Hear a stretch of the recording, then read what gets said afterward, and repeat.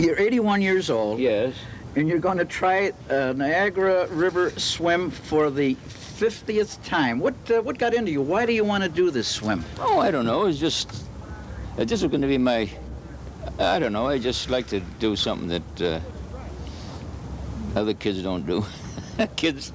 Salvatore Paul Gugino, known as Sal to his West Side boyhood chums and Paul to his current-day friends, lived along the Niagara River these past 8 decades, with the exception of stints in the Merchant Marine or as a high-iron construction worker. Now residing in Florida, Sal comes home every summer to challenge the mighty Niagara.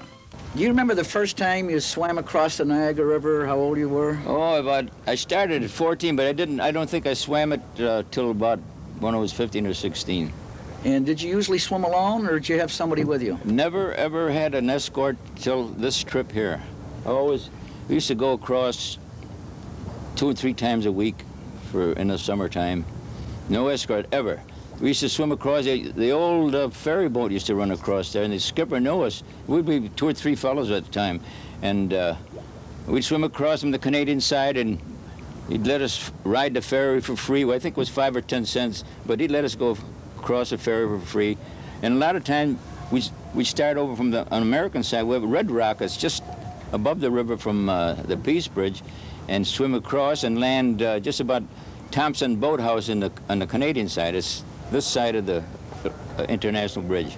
Do you have any qualms or any doubts about this? Not a bit, not a bit. The only thing I never had anything wrong with me as far as heart trouble or anything. Although I'm a human being, it could happen, but I don't see where. I never had any history of anything wrong with me internally or anything. Did you ever have any serious problems in any of your 49 previous swims? No, I've always been good. Just go swim right across. A former ironworker pal of Sal's is Skipper Sam Phillips, a veteran river and lake charter cruise sailor who offered to accompany Sal on his historic river crossing, along with his brother Charlie in a second boat in August of 1986. I've taken him down on dress rehearsals because of that barge that's laying against the Peace Bridge Pier.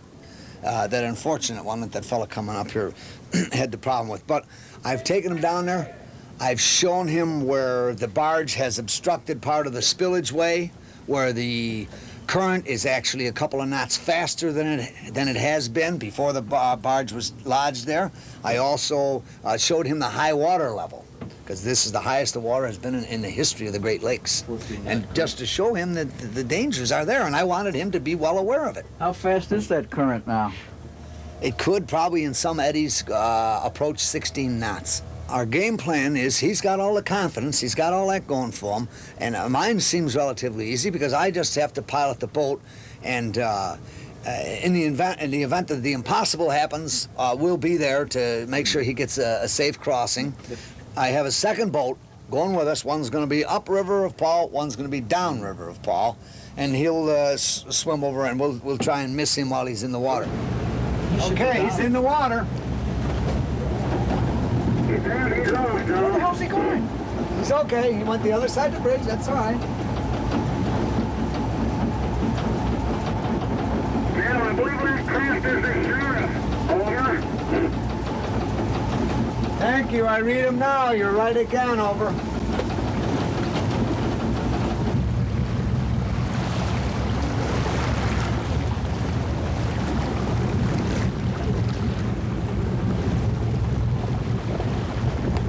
I mean, so many of us are just fearful, just thinking of that current, 14, 15, 16 knots. Well, there's a it's a little hazard. You just got to go with the current and not bucket. You know what I mean? In case you get swirled one way, just don't try to bucket again. Just go right with it. You'll wind up all right. You may get caught in an eddy. Most people are afraid. What about the eddy? Well, the eddy, if it does go, you go down a little, you can hold your breath. You take surface dives, you hold your breath 10 feet or so. Just hold your breath. You're sure to come up long, I think. Oh, he's got it. He's got it. Oh, yeah, he's doing it. You've done a hell of a job. Why don't you just get him there before I goes to shore, huh? Over? Okay, because I was just trying to figure out what we could do to pick him up. Over? I could drift by him, I suppose. Then, I know, I'd have to get started to come back up, though, Chaz. I think you might have a better shot at him. You know, with your swim platform, if you got close enough to him that he could just reach out and catch a hold of the swim platform over.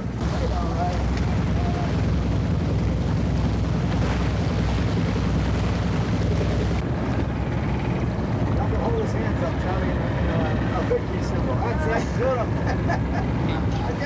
It's a tough fight, Mom, but I made it.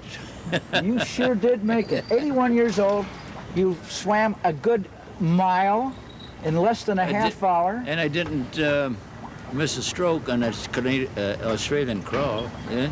No, I don't think you did. No, I didn't. Were you tired at all? Not at all. I wanted to go back the other way, but the only thing is, it's not like straight swimming in calm water. You had to, besides you had to fight the current to get over there, see? If you could swim straight down, there'd be nothing to it. But you had to fight the current to get there to your object where you land, see?